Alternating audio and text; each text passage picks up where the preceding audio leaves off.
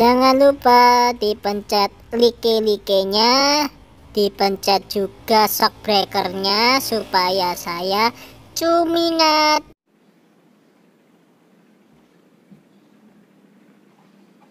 Halo, jumpa lagi dengan saya di Briano Jos TV. Ya, kali ini saya mau membahas tentang COVID, teman-teman. Saya mau sharing tentang pengalaman saya terkena COVID. Kalau kita lihat teman-teman sampai sekarang di sosial media, masih banyak loh yang mengatakan bahwa COVID itu nggak ada. Masih banyak orang yang mengabaikan protokol kesehatan karena merasa bahwa COVID itu hapus-hapus. Saya pernah terkena. Dan saya merasakan COVID itu seperti apa. Hari ini saya mau sharing sekaligus edukasi ke teman-teman semua bahwa COVID tidak boleh disepelekan. Ya. Saya swab pertama itu di tanggal 24 Oktober. Ya, 24 Oktober saya swab pertama. Kenapa saya inisiatif swab? Karena sebelumnya saya dan Bapak komunikasi dengan orang yang OTG tanpa bergejala. Kami tahu kalau seseorang ini ternyata COVID, maka di 24 kami swab. Tapi memang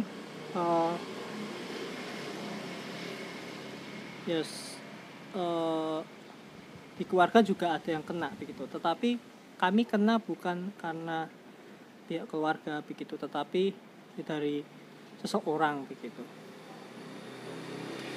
Di 24 Oktober saya, Bapak, lalu kakak-kakak swab di salah satu rumah sakit.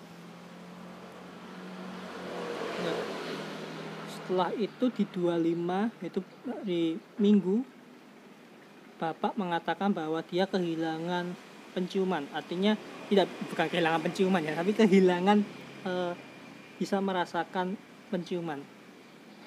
Berarti nggak bisa ngerasa bau gitu. Mulai dari situ saya ketar-ketir, wah jangan-jangan saya kena. Lalu 26 sore hasilnya keluar dan yang dinyatakan COVID di rumah ini ada saya dan Bapak. Justru malah Mamah negatif. Akhirnya mulailah buat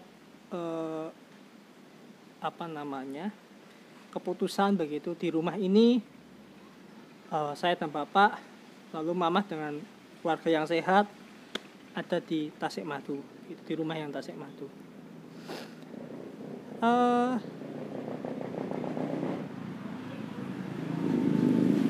Saya cukup terkejut saya terkena COVID karena di awal saya nggak merasakan panas, saya nggak merasakan sakit begitu. Bapak juga nggak panas, tapi yaitu kehilangan daya penciuman. Oke, saya isolasi mandiri dengan Bapak. Ketika di isolasi itu baru saya bergejala ringan, yaitu sakit tenggorokan. Ya. Bersyukur saya punya beberapa teman dokter mengarahkan untuk obatnya apa, vitaminnya apa, apa yang harus dilakukan dan sebagainya. Gitu. Jadi saya dan Bapak sangat tertolong. Di masa isolasi, bentar saya minum dulu ya. Apakah saya merasa khawatir? Iya. Khawatir bukan karena bukan karena takut mati, tetapi karena stigma. Ya, karena saya tahu di Karanganyar ini ketika seseorang kena COVID, maka yang terjadi, maaf ini kebanyakan ya, begitu. Tetangga menjauhi, begitu. Lalu mengecap stigma negatif. Bahkan ketika sembuh pun stigma negatif itu tetap ada. Begitu. Bahkan ketika sembuh pun ada orang-orang tertentu pasti mengatakan bahwa wong ini masih virusen gitu. Orang ini masih virusen. Meskipun dinyatakan sembuh dan sebagainya, ini masih virusen. Gitu. Ada berkata begitu. Nah, itu yang membuat saya takut, stigma. Karena saya usaha begitu, itu toko bangunan, dan itu yang membuat saya takut di awal. Nanti kalau gegek, kalau tetangga sana ngerti piye, pelanggan ke sana piye, ngerti piye dan sebagainya. Ya, di masa isolasi itu justru saya juga bisa pakai untuk saya datang kepada Tuhan. Ya, meskipun saya nggak, kuliah saya terbatas ya, tetapi ya kuliah saya terbatas karena saya harus istirahat, saya nggak bisa bekerja, tapi toko masih buka. Gitu. Ya, jadi saya pakai di rumah untuk berdoa, memuji Tuhan, merenungkan firman, menggali firman dan sebagainya. Di satu titik Tuhan ingatkan bahwa di firman Tuhan gitu, jangan takut sebab aku ini menyertai. Gitu. Ya, Allah terus ayat itu terus mengingatkan saya begitu, bahwa saya tidak boleh takut. Ya, dan setelah saya belajar firman Tuhan di rumah, merenungkan firman Tuhan, mulailah saya semangat gitu, mulailah saya menyadari bahwa di masa-masa sulit Allah terus bekerja, di masa-masa sulit Allah terus menyatakan kasih, dan itu saya pegang. Nanti ketika saya sakit, bapak sakit,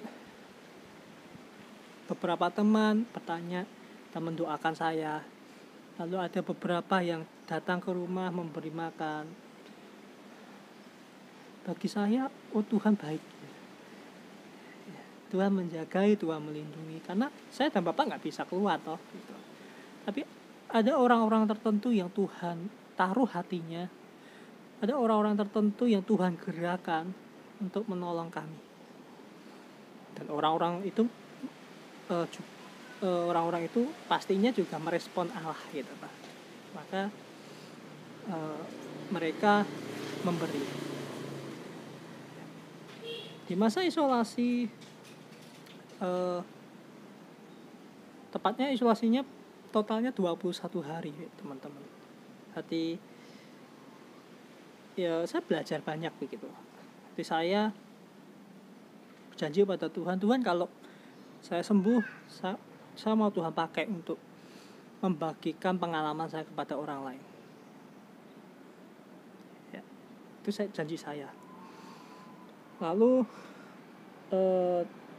di tanggal 4 Rabu tanggal 4 November swab saya kedua. Swab pertama itu mandiri, swab kedua saya ikut yang di Karanganyar. Saya swab, saya tunggu selama semingguan begitu, kok nggak muncul. Saya tanya kepada puskesmas, ternyata sampel saya gagal, tidak bisa dibaca dan sebagainya. Akhirnya dijadwalkan ulang di tanggal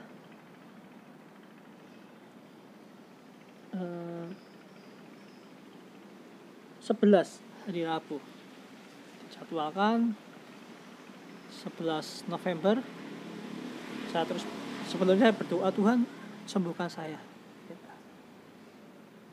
Ya, saya swab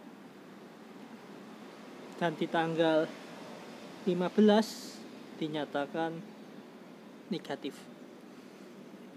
Bapak saya itu swab juga di tanggal 4, terus 4 hari kemudian hasilnya jadi masih positif. Lalu beberapa hari kemudian bapak swab lagi mandiri, lalu hasilnya keluar Bapak negatif. Berarti negatifnya itu duluan Bapak timbang saya.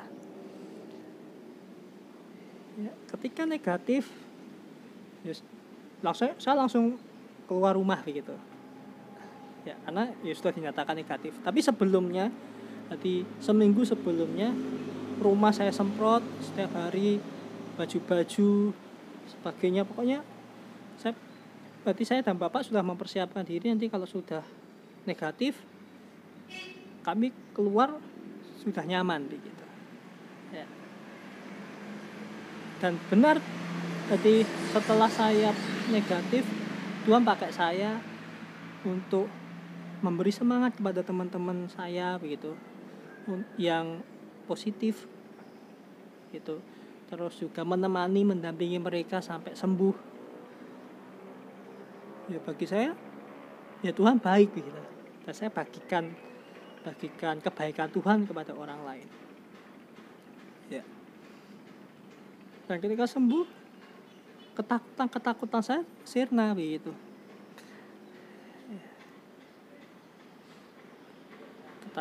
Ketakutan tentang stigma dan sebagainya. Ya ada orang yang menstigma, tetapi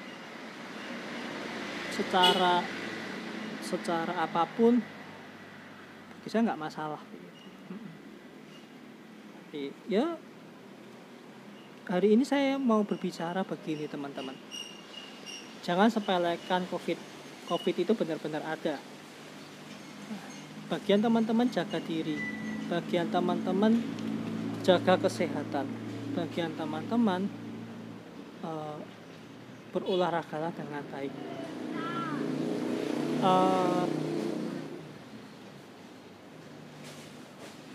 Dan juga kalau ada tetangga yang sakit, jangan dijauhi. Yang kita jauhi penyakitnya, bukan orangnya. Ya. Kalau mau beri bantuan silahkan begitu.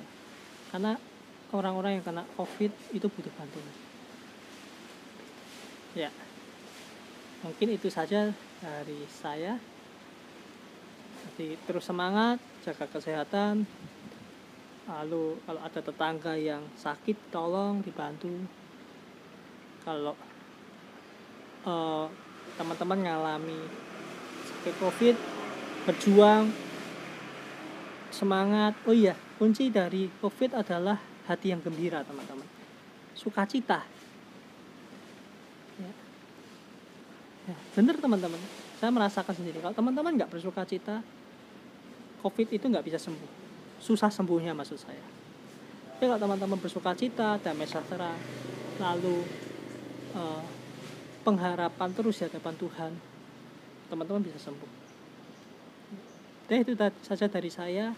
Semangat!